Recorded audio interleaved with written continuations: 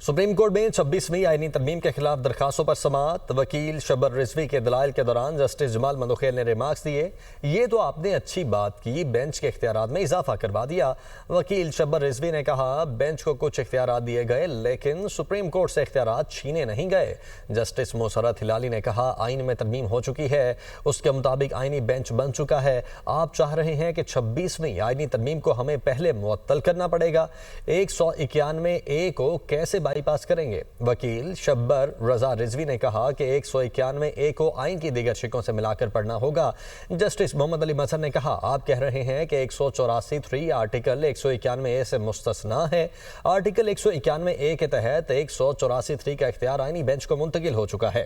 191A में साफ जिक्र मौजूद है कि 184(3) का इख्तियार आइनी बेंच को दिया गया।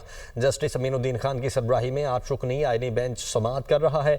बेंच में justice Jamal Mandokhail, justice Mohammad Ali Mazhar, justice Ayesha Malik शामिल हैं। Justice Hasan Azhar Rizvi, justice Musarrat Hilali, justice Naeem Akhtar Afghan भी शामिल हैं।